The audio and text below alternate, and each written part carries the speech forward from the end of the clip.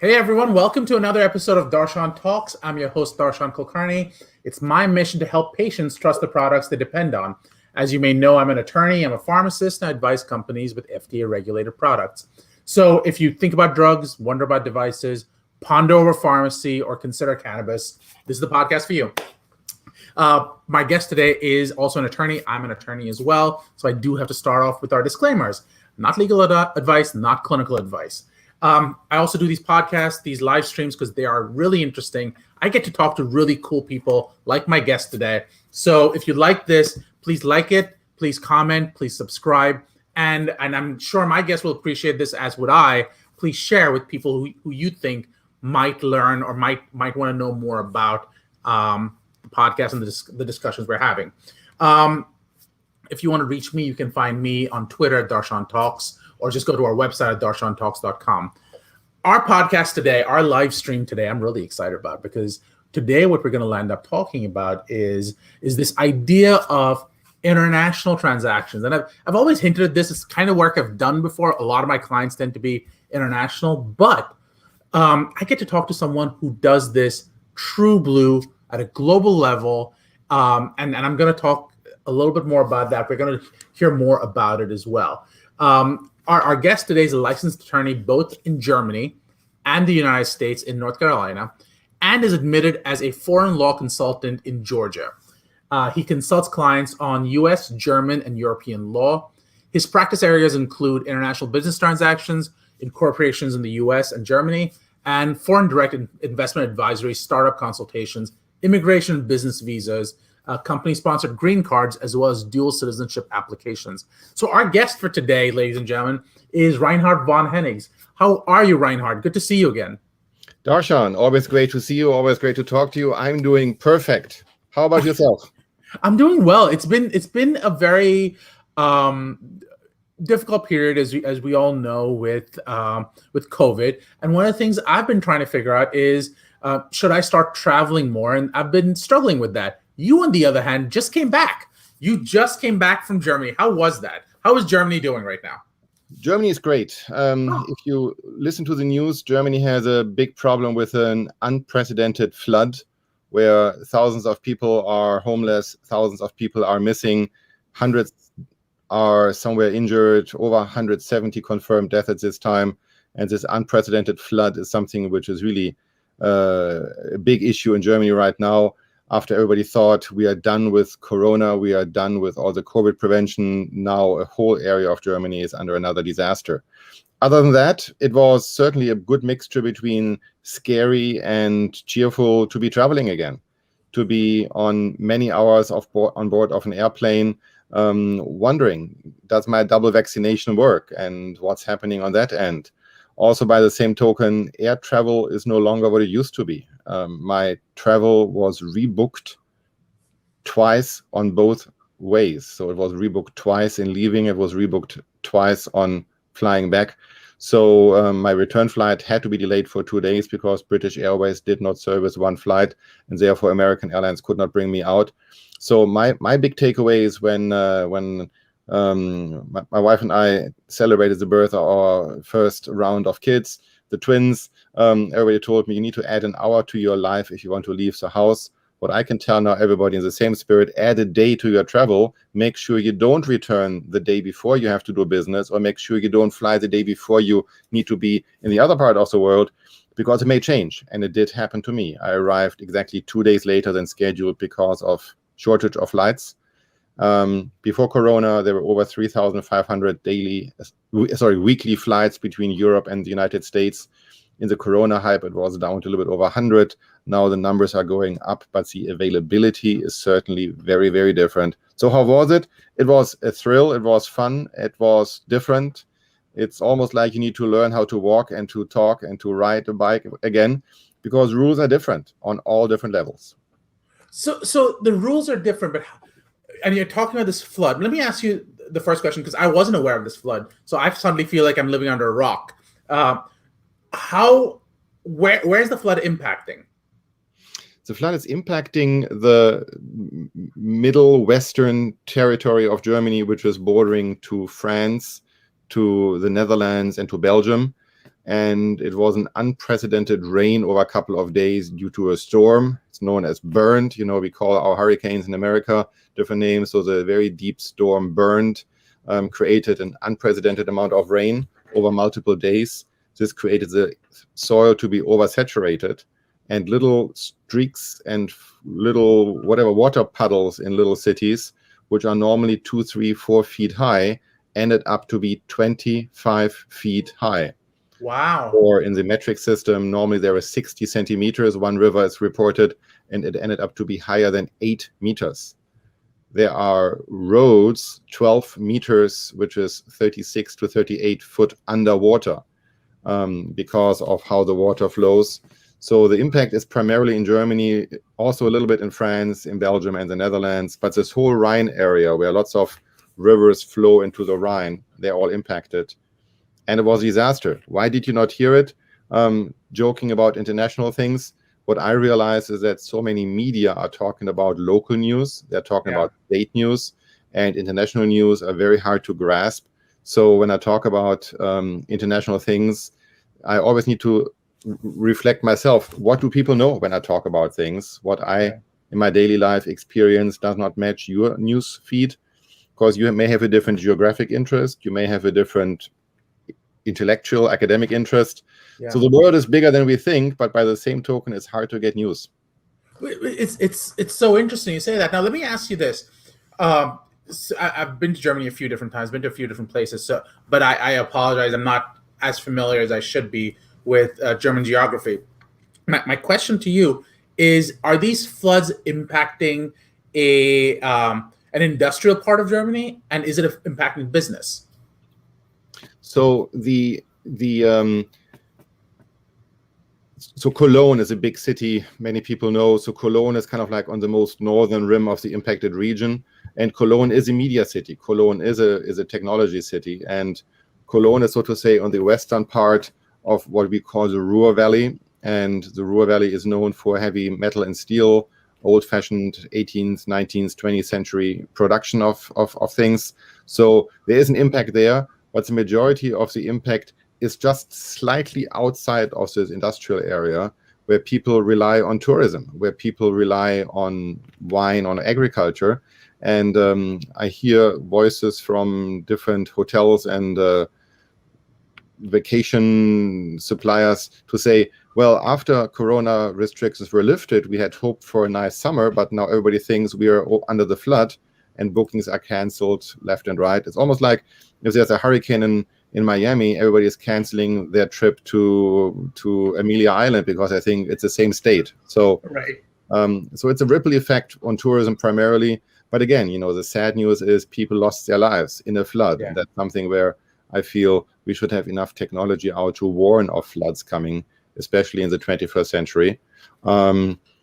But yeah, the impact is in the western part of Germany. So if you know where Frankfurt is, and then the River Rhine goes up north, so the area between north of Frankfurt and Cologne is impacted. Okay. Because I've been in Frankfurt before, but I didn't realize it's in the same area. You just land with the airplane and go from there.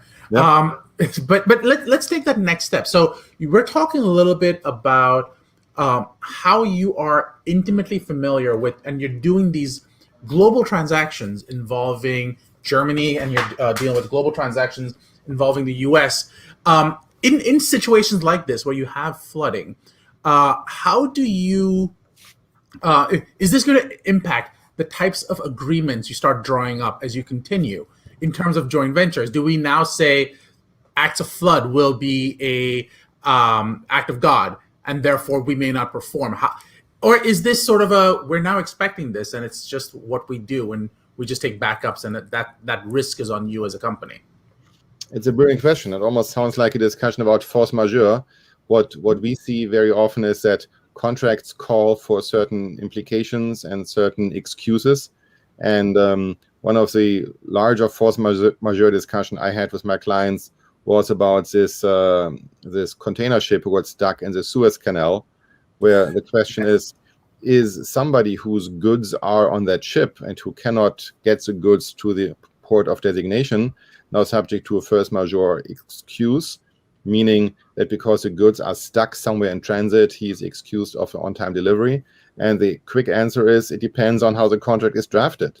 Yeah. And what I've seen after Corona, a big push in my team to make sure that we revisit all of the force majeure clauses. And you may know I do my daily video podcast, and on occasion I talk about force majeure.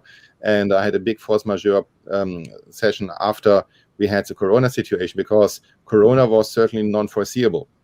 So the traditional interpretation of what happened was not applicable. And I think many companies got out of luck, like a global pandemic to be considered a force majeure was arguably possible under the old rules. But now, as we have seen how the world is shut down, and especially now with this Suez Canal issue, or now this flood, the likelihood of major disasters seem to be increasing, whether it's global warming or whether it's global travel, where pandemics travel faster in types of airplanes. So what may have worked in the Corona pandemic may not work in the future, because right now a global pandemic is foreseeable. We have seen it. So we are redrafting force majeure clauses. And to entertain everybody, if you have a good force majeure clause under the laws of, pick your state, let's say under the state of North Carolina, is this force majeure clause enforceable in California? Maybe, maybe not. But even think it more. If a force majeure clause was drafted under United States jurisdictions, how would this compare to an interpretation under European Union law or under German law or under French law, where force majeure could be defined different? Or if you add on top of that, that we have different culture understandings of law all over the world, force majeure may be differently interpreted in South America from Africa, maybe different in Asia from Australia. And all of those force majeure components for me mean that as lawyers and as we are drafting contracts, we need to be very alert about two things. Number one, what is the law? And number two, how could the law be seen different in different parts of the world? Because what sticks in North Carolina may not stick in Pennsylvania. What sticks in the United States may not stick in Germany. So in a way, force majeure is a big discussion point, and my team and I are drafting force majeure clauses for every contract. And I'm adding now floods, and I'm adding now pandemics, and I'm also adding now forced governmental shutdowns, because certain borders are shut down. In the past, we thought about countries where out of a sudden you have a civil unrest where people cannot enter. Well, it's not enough, because we may right now have governments voluntarily shutting down their borders, which happened a little bit over a year ago when President Trump shut down the borders on so many instances in order to protect this country. And not arguing whether it's right or wrong, but as lawyers, we see the reality of that.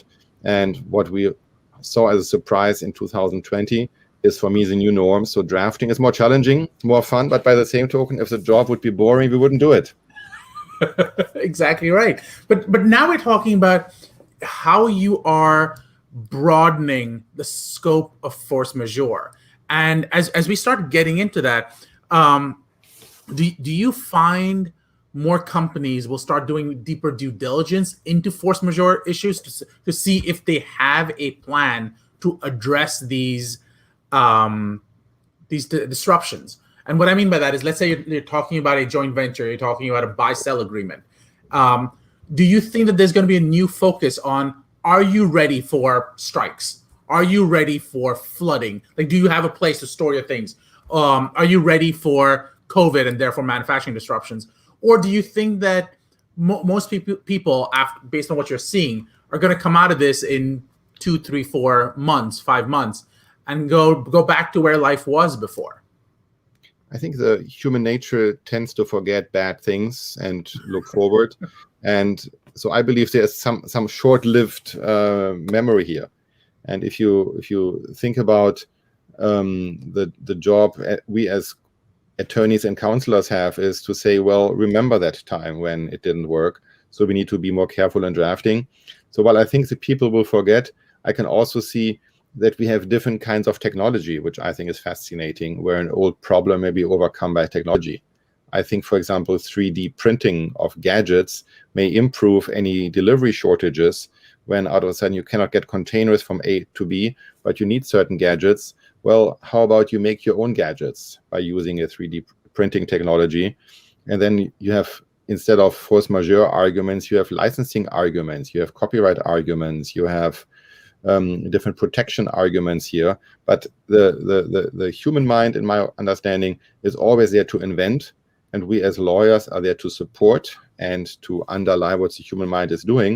And if the human mind doesn't feel in 20 years force majeure is an issue because everything is done with 3D prints, cool, then we have a different legal system to solve, and different legal components became obsolete.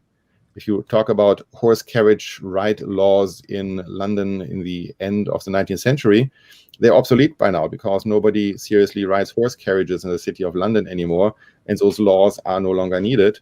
But nobody thought about drone taxis, and so there is a need to reinvent it. So while I think the law, in a way, is here to stabilize society, by the same token, the law is there to push society forward in following needs of the society by defining what's right, what's wrong. So that really raises the question. You talk about society defining what's right or wrong. As you start doing international transactions, one of the things you start dealing with is this idea of what is right or wrong. So let me ask you sort of a general question, because you're uniquely positioned to talk about this. Culturally, we think from the U.S. perspective of Germans as being extremely precise, extremely adept. What is the perception from the German side when they're doing transactions with the U.S.? Is it all about the finance and the fact that there's a lot more money here, or is it we have to deal with them and they just have a bigger market? What is that perception like? Wow. So for me, as a German-American dual citizen who lived the past 25 years of my life in America, it's hard to really figure out how much is a true German view, which I have right now, to the American society, because views change over time. Sure. I would say the perception of society is very often defined by how the society presents itself, which means through media, through movies, through music, through fashion, through politicians, through actions, or through omissions. So the German image of the United States is in a certain way a Hollywood image. So now back to you. How realistic is Hollywood compared to the real American life? So that's where I think is the first problem, that the Hollywood image is the Hollywood image. The second part is... Reinhard, let me clarify the question, though. I think I didn't phrase the question properly. Okay. What I'm referring to, though, is when you deal with your clients and they have to do a transaction with the U.S., what do they make their pressure points to be and you have to deal with?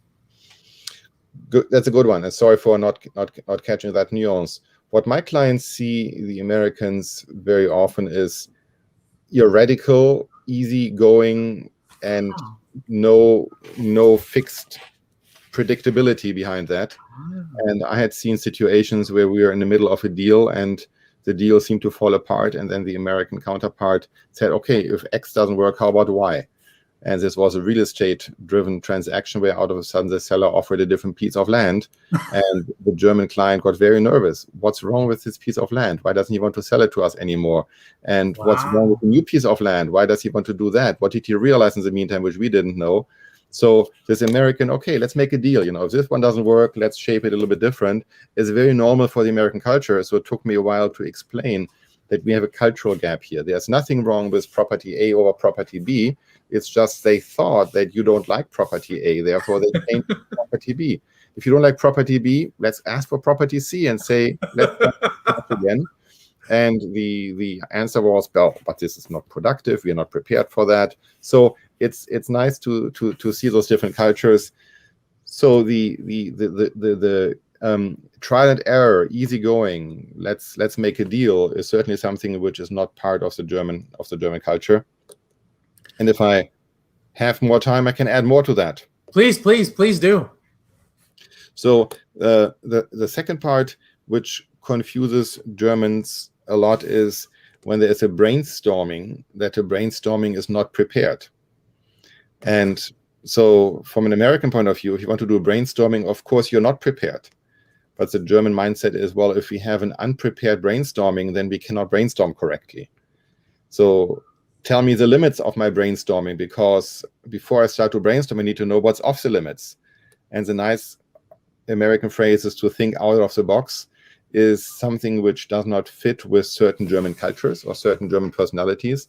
So what we do very often is a good amount of hand-holding to combine those cultures when you are sitting in a room and trying to draft a deal, or when you're sitting in a room after you had the first MOU or IOI, indication of intent, and pushing it over into an LOI, letter of intent, or an MOU, and even arguably whether there's a logic behind the order.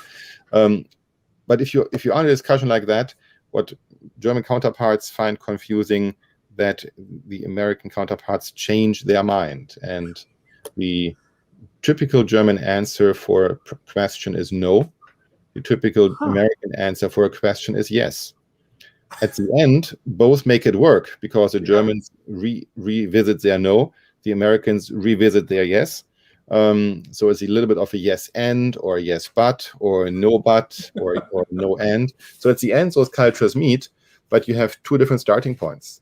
And it's always fascinating to see how much time is wasted in multinational negotiations where you have a day of culture clash, and then you start to talk business. So do you find that so many questions that pop out of this? Obviously, someone like you, Reinhard, is unique. You actually speak both languages, or speak both cultures, for lack of a better term. But when you're seeing, say, the other side coming out, do you find them, if it's a deal in the U.S., do you find them flying German lawyers over to the U.S. and they're having the deal in the U.S., or are they having? I guess what I'm trying to figure out is, which lawyers do you use in those scenarios, in cross-cultural, cross-border transactions? The question is probably more seen about what's the applicable law. And we see transactions which are done under United States law or the laws of a certain United States state. We also see transactions done under French law, German law, Italian law. And therefore, the drafting of the final documents lays more on those lawyers who have a good working understanding of that language, and also of that legal system. We see more and more arbitration clauses to be used in international business transactions. However, even then, you need to figure out what is the applicable law, what is the baseline of the interpretation. And the lawyers' teams, back to your question, who's flown into what transaction, it's less glamorous, or maybe it's good that it's not so glamorous, because a lot of things are done in advance via emails, via phone conferences, or nowadays Zoom seems to be the new phone conference substitute. So many things are prepared. So the real get-together of all the guys in one room is getting more and more exotic, or more and more rare. But it happens, especially it happens in different stages when the discussion is critical. But back to your question, who's better for it? The best is the one under which laws the contract is eventually drafted. Intuitively, that makes total sense to me. But having worked on several of these deals, the thing that I feel I'm missing, quite honestly, is I feel like the issue of which law matters is almost one of the negotiations that happens. So to me, you'll here are the terms of the agreement. Here's your memorandum of understanding, or letter of intent, or whatever you want to call it. And you don't even get to the jurisdiction or the language or the venue and jurisdiction questions till the actual contract. So what I'm hearing you say, which is very different from what I usually do things, so I'm fascinated. I'm learning here. What you're telling me is that you go backwards. You first go, which countries do I want the law to apply from?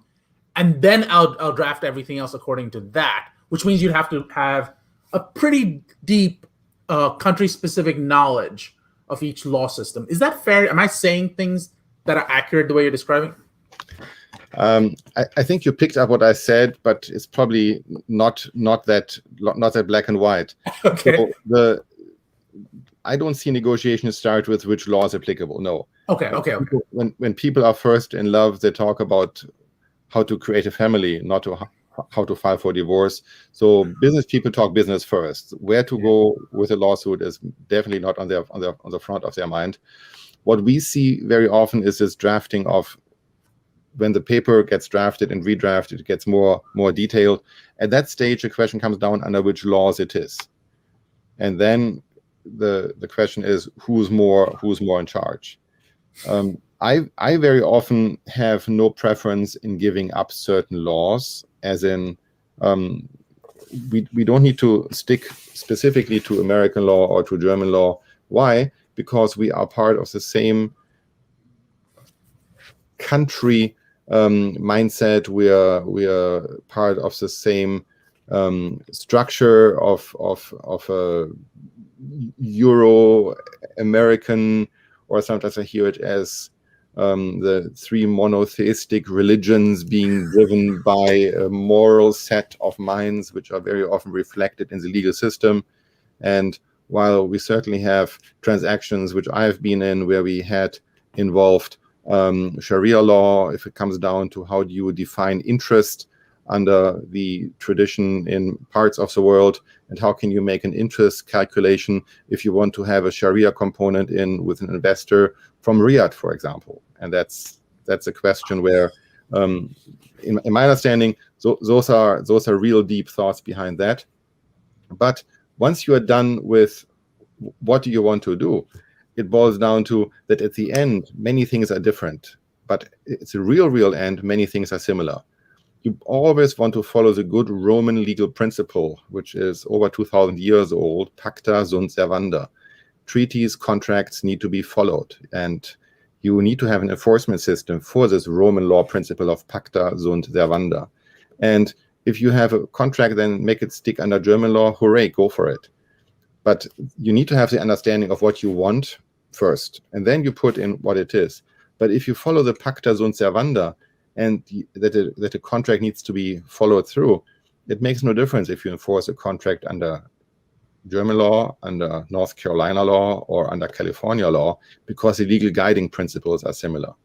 And that's where I think in all the differences we can talk about a lot, the similarities of humanity, what you want to have, are very, very much closer. You want a contract to be followed through. You want to have a business partner you can trust. You want to have a business partner to keep this business partner liable if this business partner does not perform. If there's a delay of performance, you want to feel that somebody needs to pay for it, and this somebody is not me if it's somebody else's fault. So those principles for me are universal, and I very often tell my clients when we are down to, oh, it needs to be the laws of Texas in this deal because one of the companies is in Texas and they are not negotiating out of that. I tell my clients, give it up, let's negotiate something more relevant, payment terms, security deposits, letters of credit. How do you secure a transaction? Let's focus on that and give up Texas law, because at the end you can say American law is weird and funny and we don't have juries in other parts of the world, but it's a relative predictable legal system in America. And so my ongoing mantra is, let's fight on those matters where you can win. Payment terms is a relevant deal. On the esoteric chance that you go to court, less than 1% of the deals go to court. Let's don't waste time on that. And if it's a negotiation leverage, give it up. I don't care. Go to Texas. It's nice. In the right I usually, as you know, I do these for about 15, 20 minutes. I'm already almost double that. I have one last question from Lydia before we let us go. As we face global issues like COVID and climate change, would we be better off as a society if international law was less adversarial and more cooperative? What do you think? Wow, brilliant question. And of course, more cooperativeness is good in times of crisis. The underlying assumption is that international law as it is adversarial. And I would probably phrase it like that, is that the law by itself is adversarial because it helps to resolve conflicts. Centuries ago or millennia ago, people used weapons to fight their conflicts. Now people go to court. So the court system is kind of like the continuation of an adversarial tradition, but it's less brutal than it was to enforce law with a sword. So therefore, I think adversarial components are always part of that. But the cooperative approach, I like it. as we see cooperative approaches very often done in the world of arbitration. We see arbitration as a method where two companies go to arbitration because they know we need each other.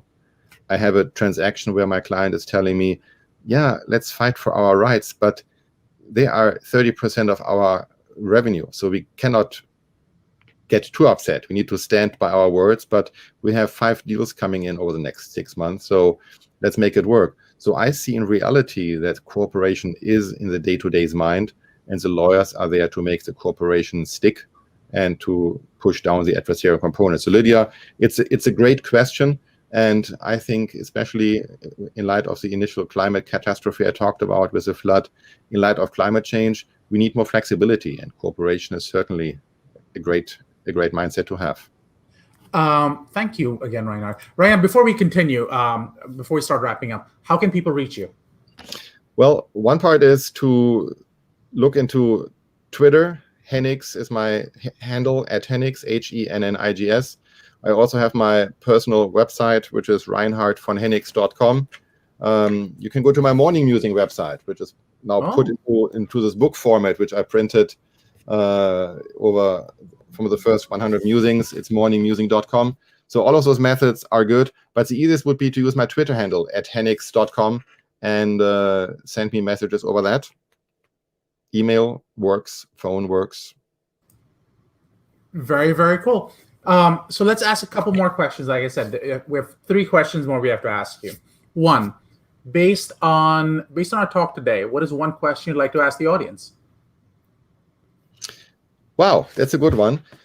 I think the question I'm always curious to know is, what surprises you about the international law the most? And how do you see that international law is so different from your domestic law? And what is something which you have not heard before? For example, whatever it is, I'm really curious to see what is the biggest surprise in international law which you heard, or what's the biggest surprise in international law you have seen? So I'm going to answer that first. By the way, Lydia already says, thanks, Reinhard, learned so much. So thank you, Lydia, for listening in. But I'll answer the question first. I think the thing I learned the most, and I thought it was hilarious, was how the Germans see Americans as unprepared for brainstorming. That to me is hilarious and yet so German and so accurate. So I love it. I absolutely love it. But it's just cultural differences. It's just, how do you come to a conversation? Should you come to every conversation prepared, or is the point of some conversations not to be prepared? Yeah. So that would be my takeaway. 2 more questions.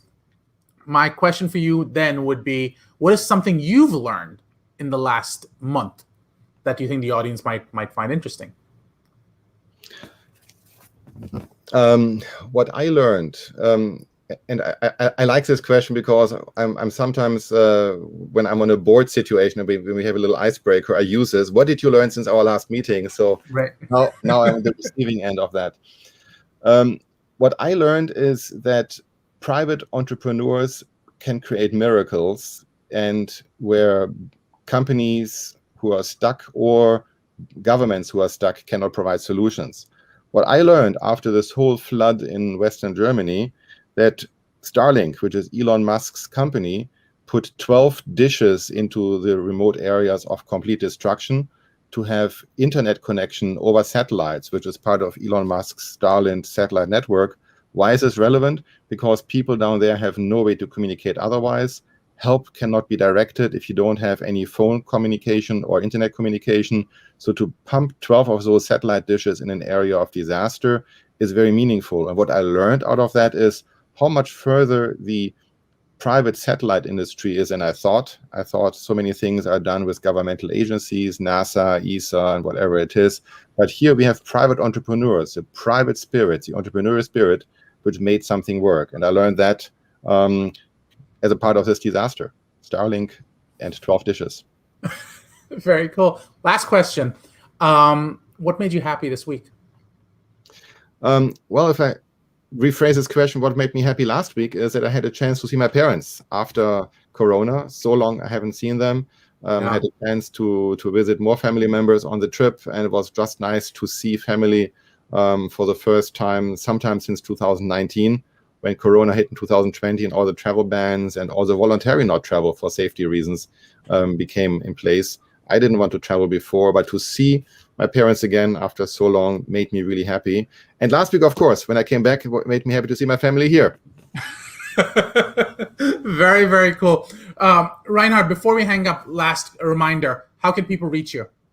I know I just asked it, but I just want to remind people. So easy with the Twitter, use my @Hennigs handle, HENNIGS.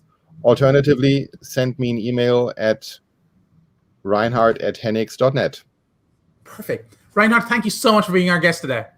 My pleasure, Darshan. Thanks for inviting me. Have a beautiful day. You too.